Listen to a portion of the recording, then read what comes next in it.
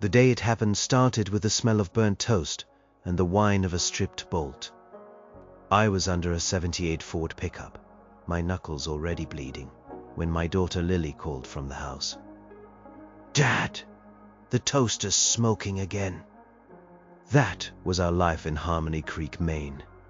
Small problems, burnt toast, rusty trucks, the high school football team losing again, normal.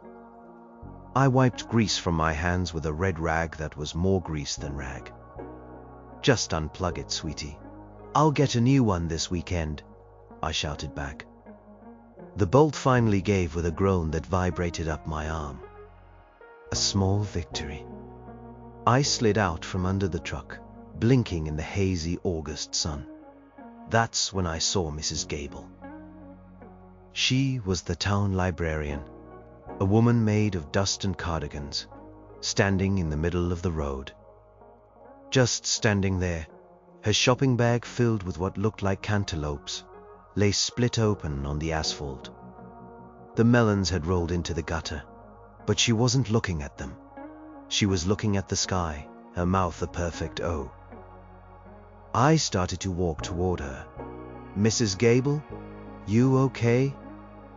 She didn't answer.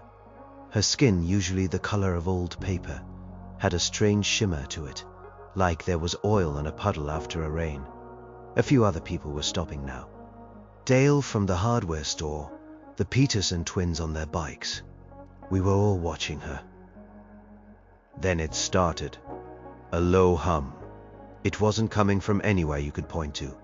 It was inside your teeth, in the bones behind your ears.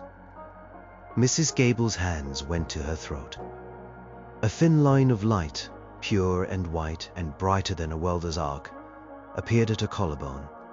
It sliced upwards, tracing her jawline. There was no blood. Just the light. The skin on her face began to peel back. Not like it was being torn, but like two curtains being drawn apart. It was slow and deliberate. The sound was like wet canvas ripping. Underneath wasn't muscle or bone. It was light.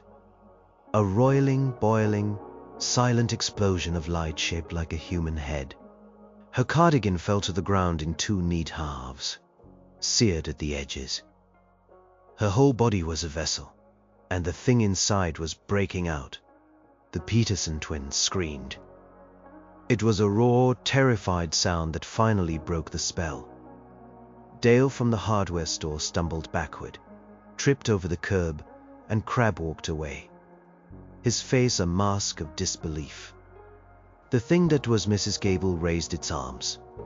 The light pouring from it intensified, washing the street in a sterile, white glare.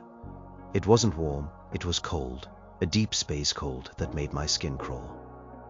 It didn't have eyes, but you felt it looking at all of us, seeing us. And in the silent, humming space where its mind should be, I felt a single crushing thought that wasn't my own. Finally, awake. Then it happened to someone else. Down the street, a mailman dropped his bag and his uniform split down the back, a spine of pure energy bursting forth. Then a woman pushing a stroller. She just let go, and the stroller rolled away as she began to glow, her body unwrapping itself for the passenger inside. This wasn't an attack, it wasn't an invasion. It was a hatching, and we were the eggs. I turned and ran, not away from the glowing things, but toward my house. My only thought, the only thing that mattered in a world that had just cracked open, was Lily. The burnt toast was forgotten. The whole world I knew was forgotten. There was only the front door, and the terrifying universe-sized question of whether my daughter was about to bloom. The screen door slammed shut behind me, the sound ridiculously normal in a world gone sideways. Lily was standing in the living room, holding the unplugged toaster cord like a dead snake. She was 12, all sharp angles and big worried eyes. Those eyes were fixed on me now. "Dad, what was that scream? What's happening?" I didn't know what to say. How do you tell your daughter that the nice old lady who stamped her library books just turned into a pillar of light? How do you explain that the world is a fragile shell and we're all just waiting to hatch into monsters? Get away from the windows, I said, my voice tight and strange. I pulled the faded floral curtains shut. The room plunged into a dusty gloom, but the pulsing white light from outside still crept in through the edges, strobing against the walls. The humming was louder now, a constant, physical pressure. Lily's face was pale. I am scared. I know. Me too. I knelt in front of her, putting my hands on her small shoulders. My hands were still shaking. We're going to stay inside. We're going to be quiet, okay? We're just going to wait. Wait for what? For it to be our turn? I looked at her smooth, freckled skin. I imagined a line of light appearing on her forehead. The thought was a physical blow, knocking the wind out of me. Dumb number, not her. Anyone but her. Anyone but her. I turned on the small television in the corner. For a few minutes, it was just a local car dealership commercial. The smiling salesman, looking like a ghost from another age. Then the screen flickered. A terrified news anchor from a Bangor station appeared. Her makeup was smeared, and she was clutching her microphone like a life raft. "We are getting reports," she stammered, her eyes darting off camera. "Reports from all over the state, all over the country. This is not a localized event. I repeat, this is global." Behind her, through the studio window, a skyscraper bloomed, its top floors bursting open in a silent, slow-motion flower of white light. The feed cut to static. Global. The word hung in the air between me and Lily. It wasn't just Harmony Creek. It was everywhere. My mind tried to grasp the scale of it and failed. Billions of people. How many were blooming? How many were left? The phone was dead. Of course it was. The internet on my old desktop computer was gone too. We were an island. The house was our whole world. And outside, the gods were waking up. Sometimes it would rise in pitch, and we'd hear a new, wet, tearing sound. And I knew another one of our neighbors had opened up. I tried not to keep a running tally in my head. The Millers next door. The old man, Henderson, across the street. Later, as dusk began to settle, Lily spoke, her voice a small whisper in the dim room. "Dad." "Yeah, sweetie. It doesn't hurt them, does it?" I looked at her. She wasn't looking at the curtain window. She was looking at her own hands, turning them over and over. "I don't know," I said, the lie tasting like ash. I remembered Mrs. Gable's face, the shock, the silent scream that was there an instant before the light broke through. It hurt. Of course it hurt. It was the end of you. As night fell, the light from outside became the only light. The town was bathed in a cold, constant, silent twilight.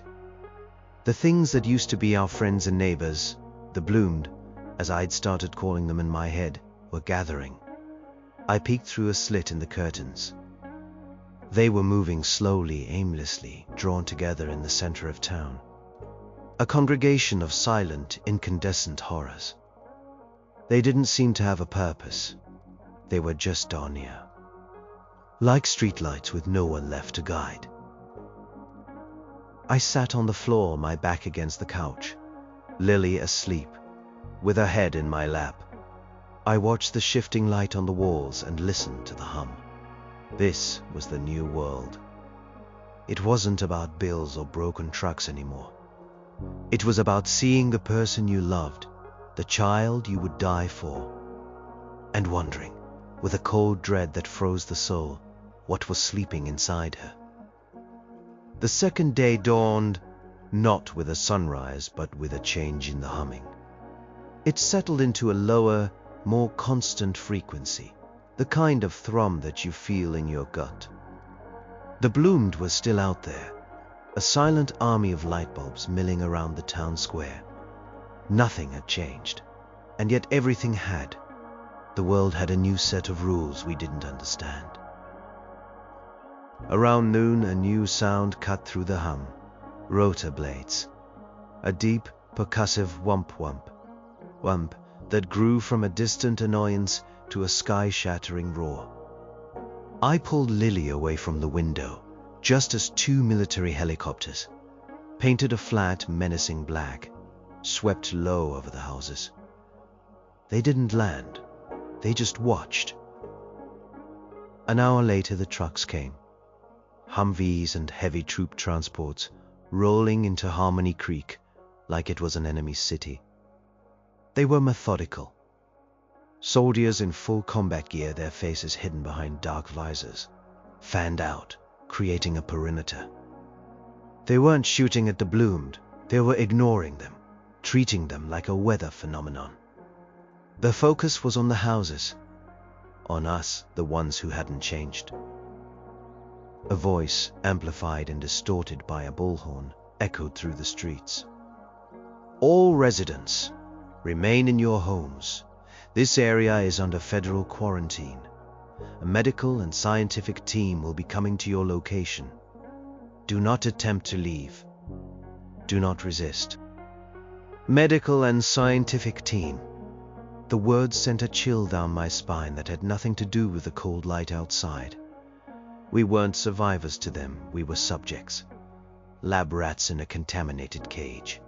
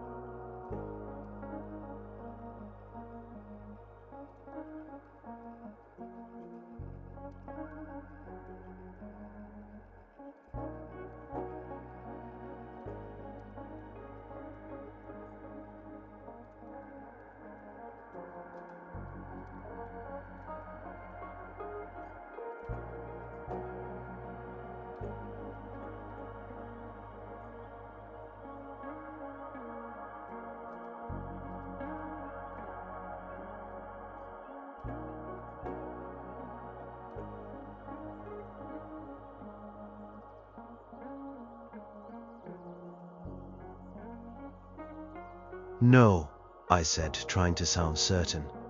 They're here to help. I was a terrible liar. They were efficient. I watched from the window as they went from house to house. A team of 4 soldiers and 1 person in a white hazmat suit. They'd bang on the door, go inside for 10 minutes, then move on. They weren't taking anyone, not yet. I tried to prepare. What would they ask? What would they do? I rehearsed answers in my head. Yes, we're fine. No, we haven't experienced any symptoms. Symptoms of what? Waking up as a god? Then I noticed something about Lily. She had been quiet all morning, sitting on the floor and tracing patterns on the dusty wood. But she wasn't just quiet. She was humming. It was so faint I almost missed it. A tiny vibration that was completely different from the big oppressive hum from outside. It was a melody almost. A simple rising and falling tone. "Lily, what's that sound?" I asked, kneeling beside her. She looked up, startled, as if I'd woken her from a dream. The humming stopped. "What sound?" "You were humming." I was. She looked confused, a genuine confusion that scared me more than any lie would have. She didn't even know she was doing it. My heart hammered against my ribs. Was this it? The beginning? Was she tuning in to their frequency? The knock on our door was like a gunshot. Heavy, official, impatient. 4 soldiers and a scientist in a plastic bubble. I opened the door. The man in the hazmat suit held up a scanner that looked like a price gun from a supermarket. His voice was tinny through a speaker on his chest. Name? Jack Carver. This is my daughter, Lily.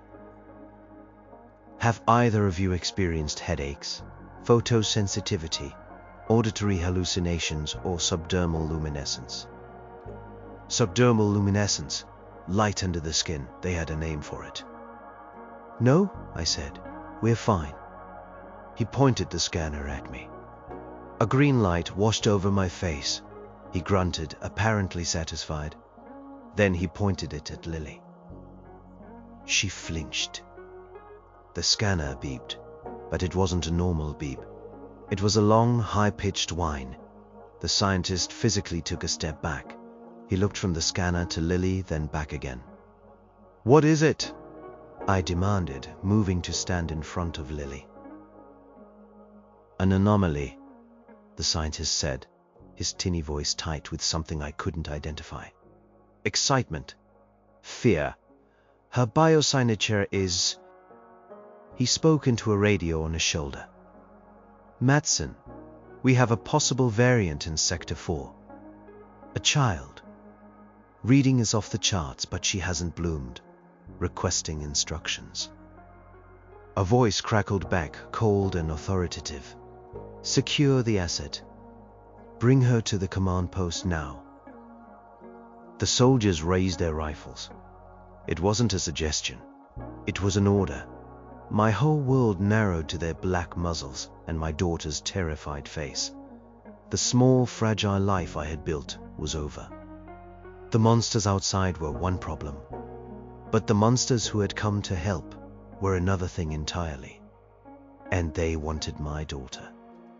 No, I said. The word was small and useless, but it was all I had. I pushed Lily further behind me. You are not taking her. The lead soldier didn't even flinch.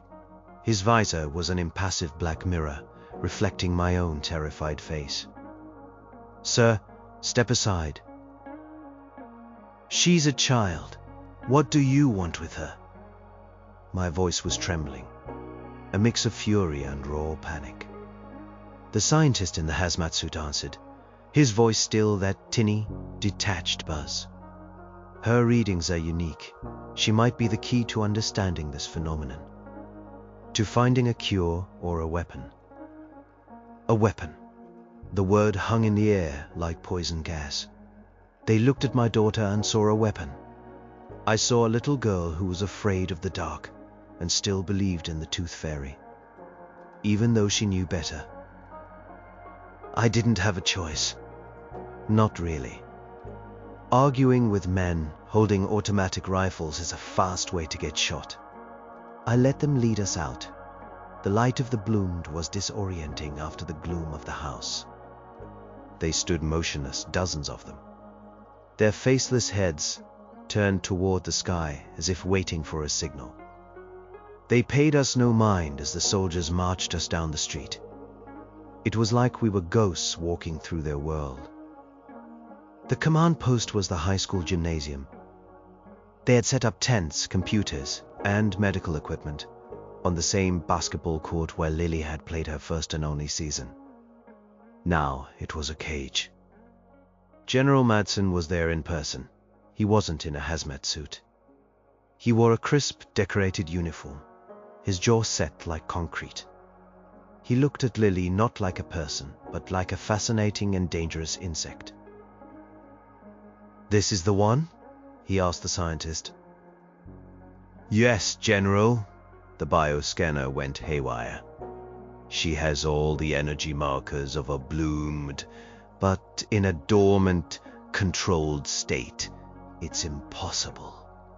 Madsen crouched down, trying to look Lily in the eye. She hid behind my leg. "What's your name, little one?" She didn't answer. I spoke for her. "Her name is Lily, and she's not a lab rat." Madsen ignored me, his cold eyes still fixed on my daughter. "We're not going to hurt you, Lily. We just want to run some tests. We think you might be very important." They separated us. 2 soldiers escorted me to a small holding area they'd set up in the bleachers, cordoned off with yellow tape. I could see Lily through the chain-link fence of a supply cage they were using as a makeshift examination room. The scientist was drawing blood. Lily didn't cry. She just sat there, small and still, watching him with an unnerving calm. And I saw it again, the humming. Her lips weren't moving, but I could feel it, a subtle vibration in the air, a counter-rhythm to the deep thrum of the bloomed outside.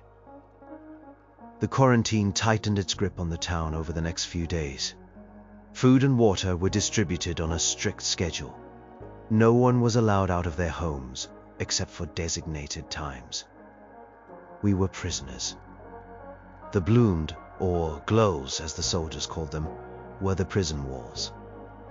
They still did nothing, just stood and watched the sky. But their presence was a constant, terrifying reminder of the switch that could flip inside any of us at any moment. I watched Lily from my bleacher prison. They tested her constantly. Brain scans, blood work, exposure to different light frequencies. Through it all, she remained quiet, compliant, and distant. It was like part of her had already left, gone away to that strange humming place inside her. One evening, something different happened. A soldier was on patrol near the gym doors, getting too close to one of the glows. Maybe he got nervous. Maybe he thought it moved. He raised his rifle. "Stay back!" he yelled, his voice cracking. From inside her cage, Lily looked up from the book they'd given her. She turned her head toward the door. The low, melodic hum grew stronger, audible for the first time. It wasn't loud, but it cut through the air. Outside, the glow that the soldier was aiming at slowly turned its head. It wasn't a human movement. It was smooth, robotic. It turned away from the soldier and faced the gym. Its light, which had been a steady white, began to pulse. A slow, rhythmic pulse that matched Lily's hum perfectly. Then another glow turned, and another. Soon, all the glows inside of the gym had turned to face us, their light pulsing in unison, a silent chorus conducted by my daughter. The soldiers scrambled backward, falling to the ground. The scientists in the gym froze, their faces a mixture of terror and awe. Madsen stared at Lily, a grim, hungry smile spreading across his face. I felt sick. He didn't see a miracle. He didn't see a mystery. He saw confirmation. He looked at my little girl, who was now unintentionally commanding an army of silent gods. And he saw the perfect weapon. And I knew with a certainty that was colder and harder than any fear I had felt before, that I had to get her out of there, no matter what it cost. Hope came from the most unlikely place, the dusty, forgotten corners of faith. My prison in the bleachers gave me a lot of time to think and to watch. I watched the soldiers, their routines, their changing shifts. But mostly, I watched the priests. The military had rounded up the local clergy. Our town priest, a Baptist minister, even the lady who ran the tiny New Age bookshop. They were housed in a sectioned-off area near me. The soldiers didn't know what to do with them. They weren't scientists or threats, just relics of an old world. But General Madsen, in a rare moment, that wasn't pure tactical thinking. had decided they might be useful for morale. Father Michael was our town's Catholic priest, an old man with kind eyes and hands spotted with age. He spent most of his time reading a huge leather-bound Bible, his lips moving in silent prayer. One day, as a guard handed me a bottle of water and a nutrient bar, I saw Michael wasn't reading the Bible. He was reading a much older book, one bound in dark, cracked leather with no markings on the cover. That evening, I managed to get his attention, whispering through the gap between the bleachers. "Father, what is that book?" He looked up, his eyes weary. "It's not a holy text, Jack. Not one of ours, anyway." He shifted closer. "It's a journal from one of the first priests in this area, back in the 1700s. It was kept in the church archives. They usually don't let anyone see it." "Why not?" I asked. "Because they thought the man who wrote it was mad," he whispered, his voice raspy. "He wrote about a star feather that would occasionally take the settlers. He said they would glow with an ungodly light before their skin sloughed off like a snake's to reveal the angel within." My blood ran cold. He saw this hundreds of years ago? "He did," Father Michael said, his gaze distant. "He didn't believe they were angels, not from our God. He called them passengers, ancient things that slept in the blood of mankind. He wrote that we were not the masters of our own house. We were just the vessel, the shell." It was all there. A mad priest's journal from 300 years ago was describing the end of the world with perfect clarity. "Does it say why?" I asked, my voice barely a whisper. "Why now?" He believed it was a cycle.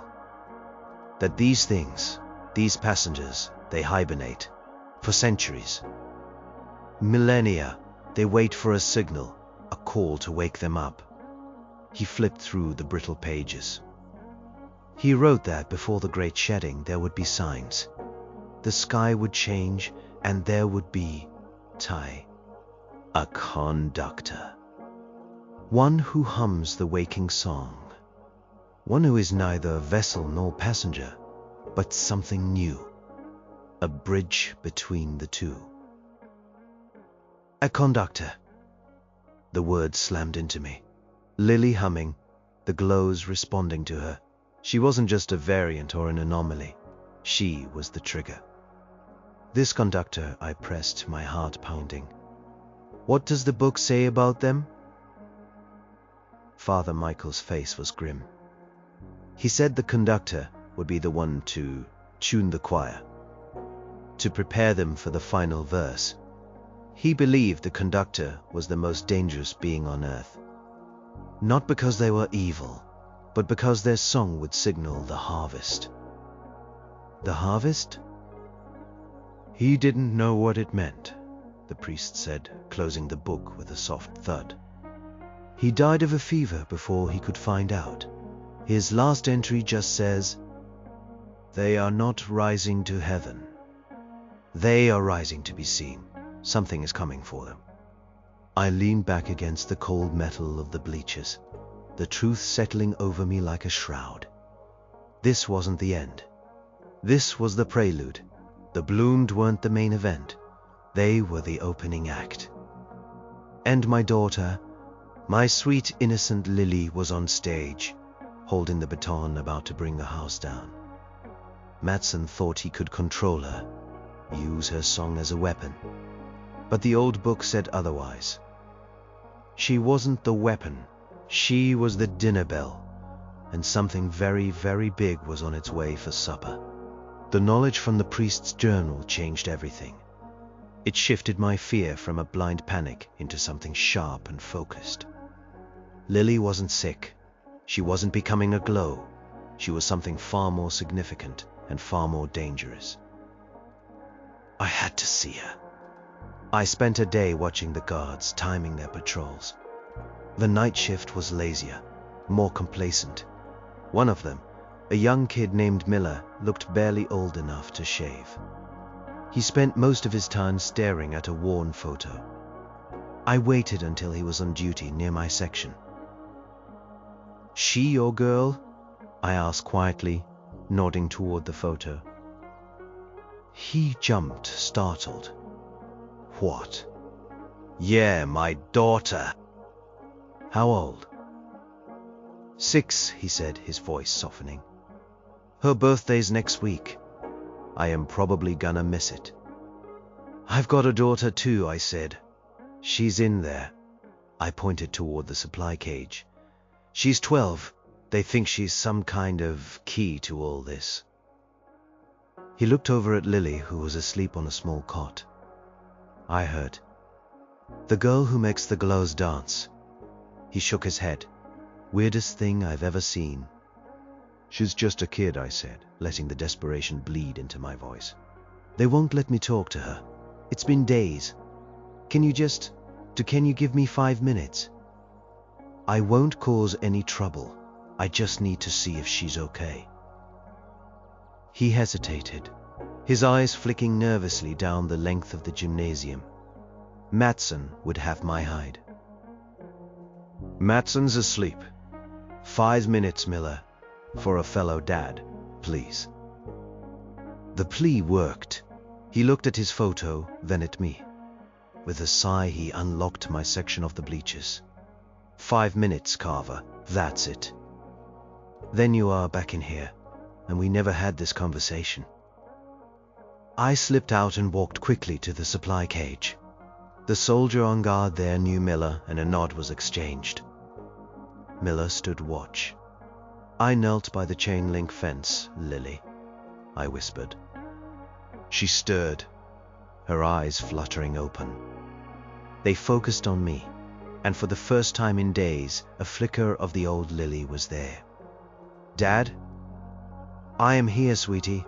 Are you all right? Are they hurting you?" "No," she said, sitting up.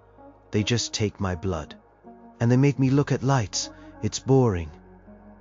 She paused, her expression turning serious. "Dad, I have to tell you something." "What is it?" "The humming," she said, her voice dropping to a conspiratorial whisper. "I can hear it all the time now. It's not just them." She pointed a small finger toward the gym doors, toward the silent, glowing figures outside. "It's from up enough." She pointed at the roof. "Up? You mean the sky?" She nodded, her eyes wide.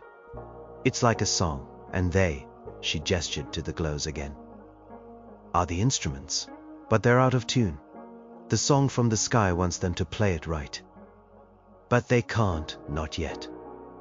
"And you, sweetie, can you hear the song clearly?" "Yes," she said, and the simplicity of her answer terrified me. "When I hum, I am just trying to teach them the right notes. I am helping them get in tune." My heart felt like a block of ice. Father Michael's words echoed in my head. The conductor would be the one to tune the choir.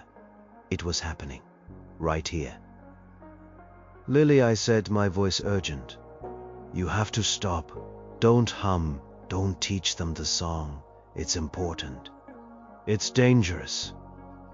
She looked at me, a deep confusion in her eyes. It was the look of a child being told not to breathe. "But it feels right. It feels right. It feels like what I am supposed to do." A wave of absolute terror washed over me. The thing inside her, the purpose she was feeling, it wasn't human. It was an ancient instinct, a biological imperative, from a life form we couldn't comprehend. She wasn't my daughter anymore. Not entirely. She was also an instrument of whatever was coming. "Promise me, Lily," I begged, my fingers gripping the chain link. "Promise me you'll try to stop." Before she could answer, Miller hissed from behind me. "Carver, time's up. Someone's coming." I gave Lily one last desperate look, and slipped back to my bleacher prison. A few minutes later, General Madsen strode into the gym, followed by the scientist. They went straight to Lily's cage. Madsen was holding a new piece of equipment, a silver helmet bristling with wires. "Time for a new test, little one," Madsen said, his voice echoing in the quiet gym. "We've been listening to your little song. Now we're going to see if we can't amplify it." They were going to turn her into a broadcast tower. They were going to force her to sing her song, to tune the choir, and ring the dinner bell for the entire world to hear. I was wrong. I didn't have to get her out. I had to get her out now. Escape. The word was absurd. I was one man, armed with nothing but a mechanic's knowledge of how things fit together, trapped in a military fortress. But watching them fit that silver helmet onto Lily's head lit a fire in me. Desperation is a powerful fuel. My first ally was the one I least expected, Sheriff Dave Holloway. He was being held with the other local officials a few seats down from me. I'd known Dave for 20 years. He was a good man, but a broken one. He'd watched his town, his authority, his whole world evaporate in a flash of white light. His deputy had bloomed on the first day. "Dave," I whispered, getting his attention after Madsen had left. "They're going to use her. You saw that helmet. They're trying to turn her into some kind of psychic cannon." Dave just stared at the basketball court floor, his face a gray mask of defeat. "What can we do, Jack? It's the goddamn army." "The army is scared," I countered, my voice low and intense.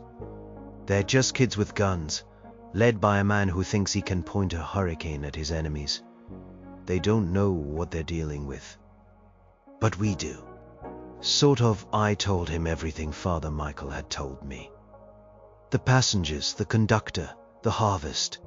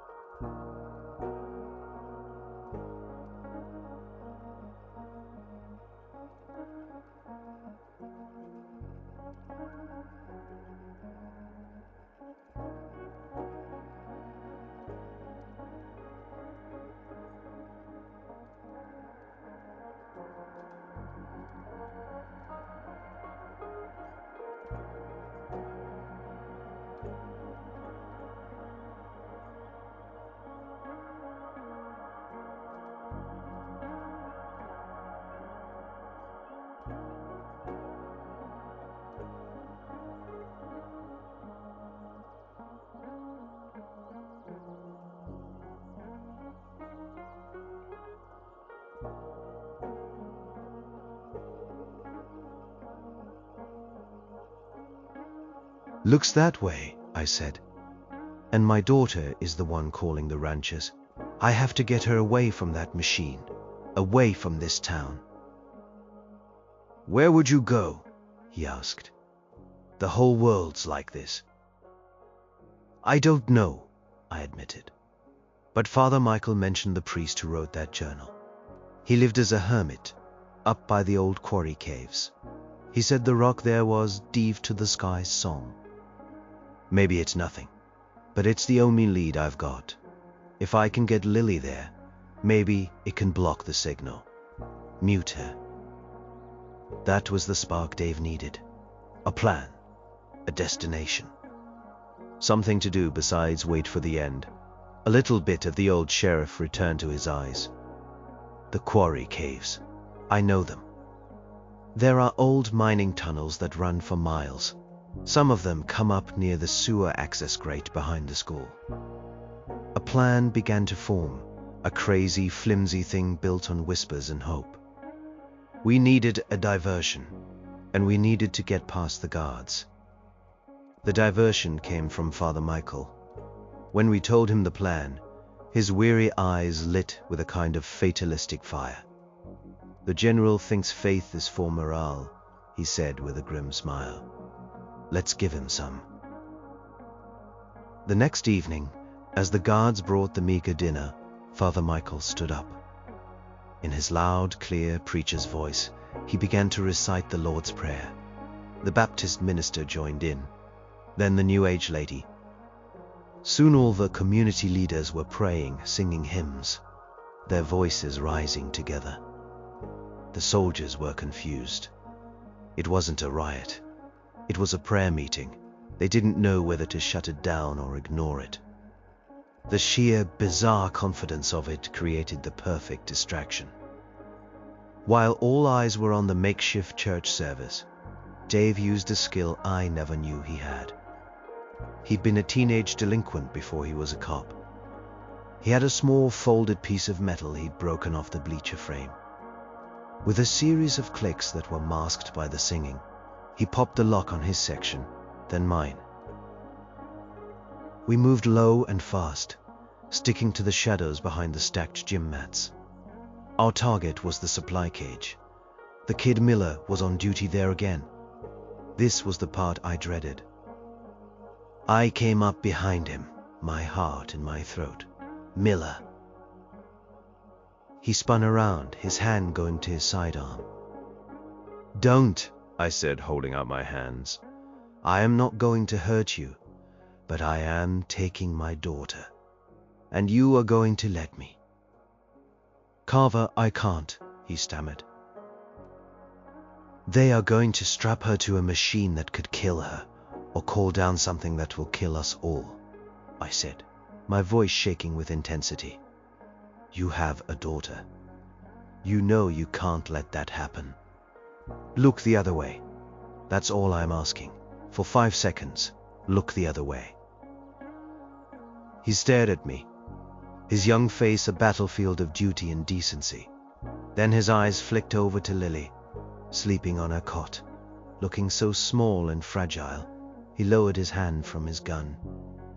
He turned his back to the cage and looked intently at the praying group on the far side of the gym. It was all the invitation I needed. Dave unlocked the cage. I scooped up a sleeping Lily. She was light as a feather. She stirred, murmuring something in her sleep, a single melodic note.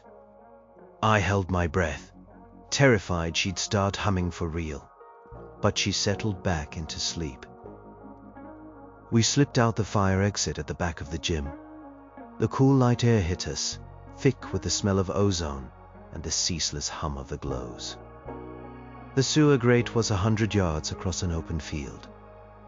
100 yards of running through a garden of silent, terrifying gods. There was no cover. We just had to run and pray they didn't see us. Or worse, that they did. The moment we broke from the cover of the school building, the humming intensified. It was like stepping into a room where a giant subwoofer was playing a note too low to hear, but powerful enough to vibrate your bones. The field between us and the sewer grate was dotted with them. At least 20 glows, standing like luminous frozen statues under the starless, hazy sky. "Don't look at them. Just run, straight for the oak tree," Dave wheezed, already out of breath. He was carrying a crowbar he'd grabbed from a maintenance closet. I was carrying the fate of the world. We ran, my lungs burned. Lily was a dead weight in my arms, her head lolling against my shoulder. The grass was wet with dew, and I nearly slipped twice. The glows didn't move. The blank, light-filled faces were all turned slightly upward, as if listening to a distant radio station. We were beneath their notice. Insects scurrying in the dark. We were halfway across when it happened. A searchlight from the school roof snapped on, pinning us in its harsh yellow beam. A siren blared. Shouts echoed from the gym. "They're out!" in the west field. We were exposed. Caught, my heart sank. Then the world went white. It wasn't the yellow of the searchlight, it was the cold, pure white of the glows. As one, they all turned their heads. Not toward us. Toward the school. The hum spiked, becoming an angry, aggressive roar of static. "What's going on?" Dave yelled over the noise. "I don't know." A figure appeared at the edge of the field.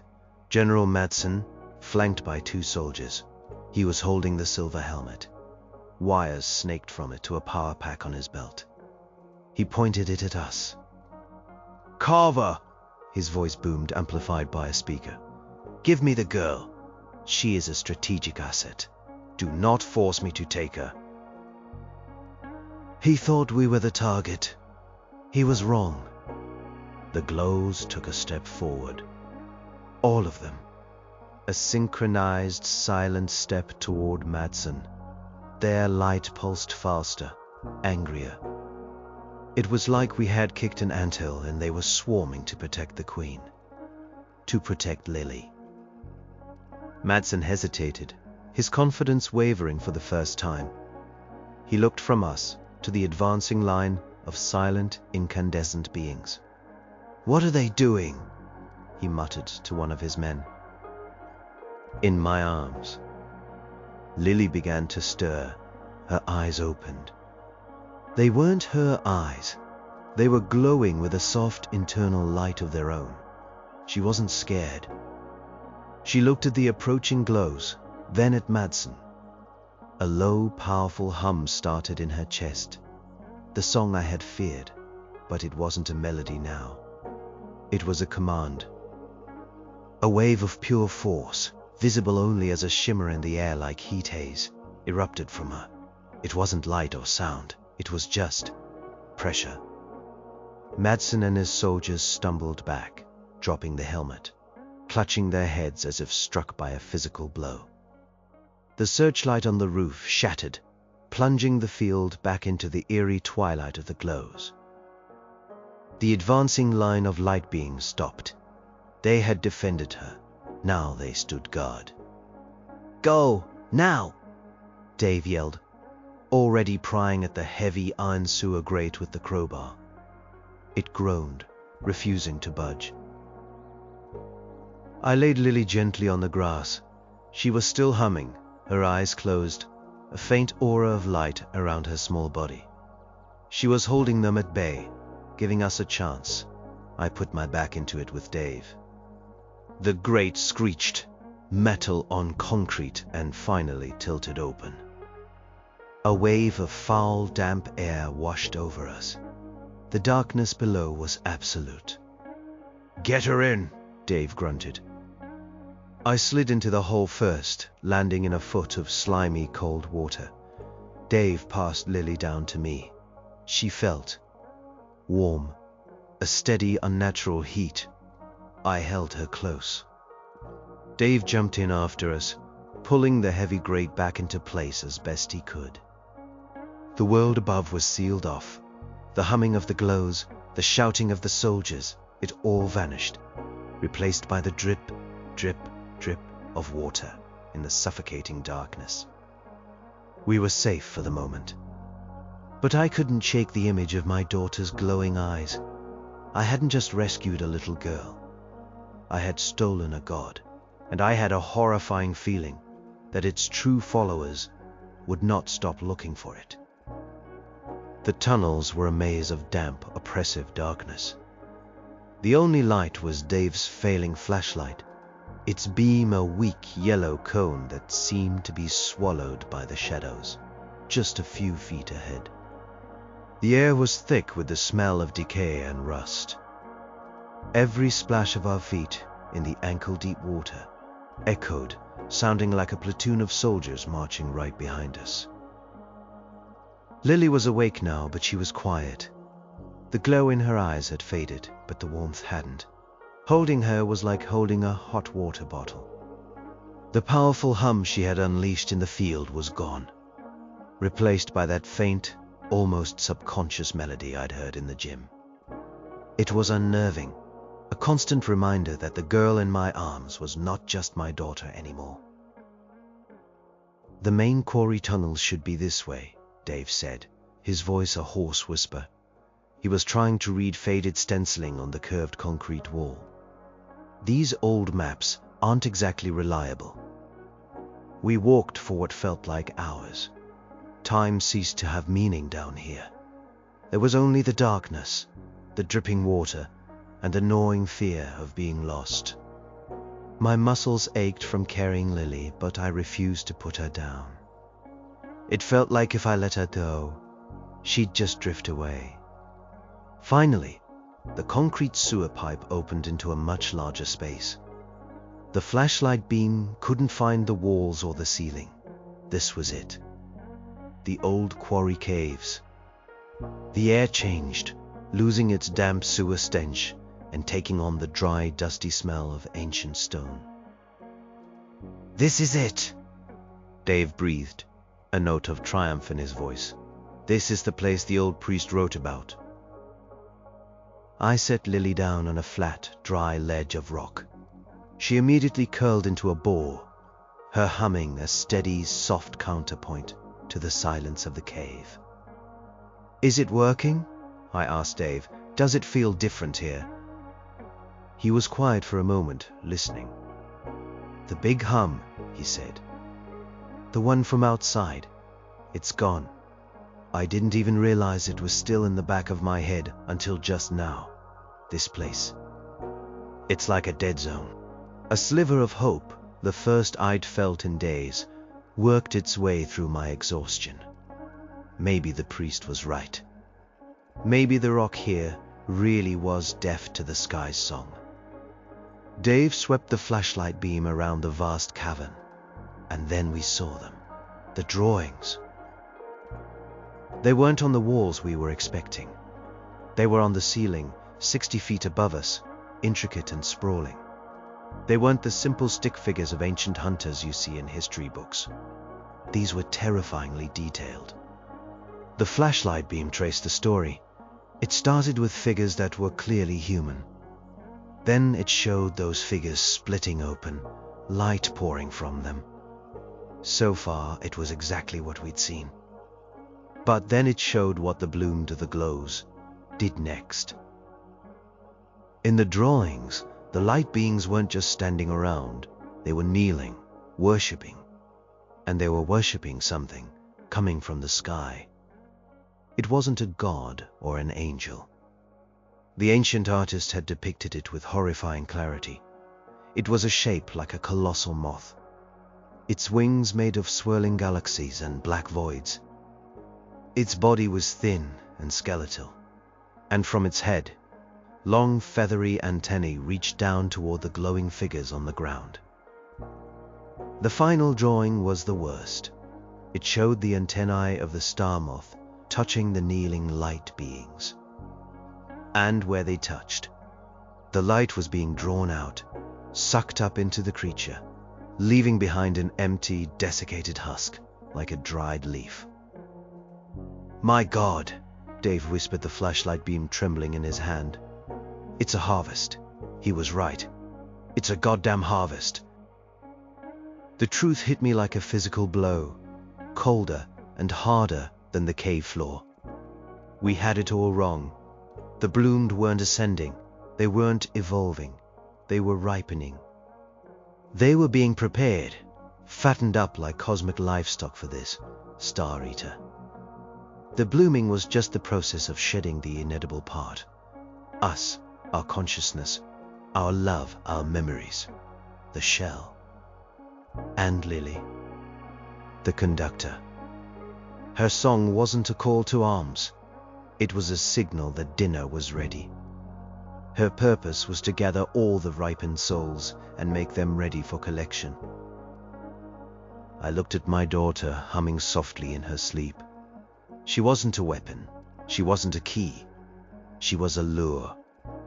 And by bringing her here to this quiet place, I hadn't saved the world. I had just hidden the dinner bell from the chef. But the chef was still coming. He knew the food was here somewhere. And he was still hungry. The silence of the cave was no longer a comfort. It was the silence of a tomb waiting to be filled. We were trapped between two apocalypses. Above us, Madsen and his soldiers were hunting for their psychic weapon. And somewhere in the cold black spaces between stars, a cosmic horror was getting ready to eat. The silence of the cave was a temporary reprieve, a pause button on the end of the world.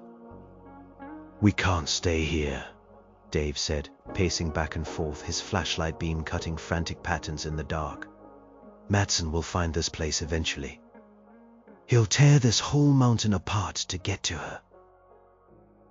"And if we leave, she starts humming the song again," I said, looking at Lily's sleeping form. "We lead them right to us. And we ring the bell for that thing in the sky. It was a perfect trap. Damned if we stayed, damned if we left." Lily stirred. She sat up, her eyes clear. The humming stopped. "Dad," she said, her voice small and normal, "I am hungry." The simple childish request was so jarring, so out of place in our cosmic horror, that I almost laughed. For a moment, she was just Lily again. My Lily. "I know, sweetie," I said, my voice thick. "We don't have any food right now." "It's okay," she said. And then she looked up past me toward the entrance of the cave we'd come through. "They're here." Before Dave or I could react, powerful floodlights blasted into the cavern, chasing the ancient shadows away. Soldiers in black tactical gear rappelled down from the sewer opening, their weapons trained on us. And then General Madsen appeared at the ledge, his face grim with triumph. "It's over, Carver," he said, his voice echoing in the vast space. "Tahir is nowhere left to run. Give me the asset." "She's not an asset. She's a child," Dave yelled, stepping in front of me and raising the crowbar. It was a pathetic gesture, but a brave one. "She is the most powerful weapon on the planet," Madsen countered, his eyes blazing with a frightening intensity. "That thing in the sky, the energy source the glows are tuned to, we've seen it. It's on its way. But with her, we can fight it. We can use her song as a focused beam. Disrupt it, destroy it before it gets here." He was insane. He saw a celestial god-eater and thought he could fight it with a 12-year-old girl. "You'll kill her," I shouted. "A small price to pay for the survival of the human race," Madsen shot back, cold as ice. As he spoke, a low rumbling began. It wasn't from the soldiers or their equipment. It was coming from the rock itself. The ground beneath our feet began to vibrate. Dust rained down from the ceiling. A soldier with a radio headset yelled, "General, it's here! The object has entered the upper atmosphere. The glows, sir. They're all going crazy. They're burning out." On the cave ceiling, the ancient drawings began to glow with a faint, sympathetic light. The image of the star moth pulsed with a sickly purple energy. The harvest had begun. Madsen's face was a mask of desperation. "Now, Carver. Give her to me now. It's our only chance." I looked at Lily. She wasn't scared anymore. She was looking at the glowing drawing on the ceiling, not with fear, but with a strange kind of understanding. She turned to me, and her eyes held a wisdom far older than her 12 years. "He's wrong, Dad," she said, her voice clear and calm amidst the growing chaos. "You can't fight a song with a song. You have to change the note." I didn't understand what she meant, but I understood the choice before me. Trust the flawed, violent, desperate logic of humanity represented by Madsen. A logic that would sacrifice a child for a chance to win a fight they couldn't comprehend. Or trust my daughter, trust this strange new being she was becoming. The cave shook more violently. Madsen screamed at his soldiers, "Take her!" They started to advance. I stood up, placing myself between them and Lily. I looked down at my daughter, at her calm, knowing face. This was it. The final act. I had been trying to protect the little girl she was. But maybe the only way to save her, to save any of us, was to let her be what she was becoming. "What are you going to do, sweetie?" I asked, my voice shaking. "I am going to sing my own song," she said. She closed her eyes. She took a deep breath, and she began to hum. It wasn't the tentative melody from before, or the aggressive burst of power from the field. This was something new, a chord of impossible complexity and breathtaking beauty. It filled the cave, pushing back the rumbling, overriding the vibrations. It was a song of stone and silence, of deep earth and quiet waiting. It wasn't the song of the harvest. It was a song of hibernation. The purple light in the cave drawings flickered and died. The ground stopped shaking. The soldiers, even Madsen, stood frozen, captivated by the sound. A brilliant, gentle golden light began to emanate from Lily. It wasn't the cold, sterile white of the glows. It was warm.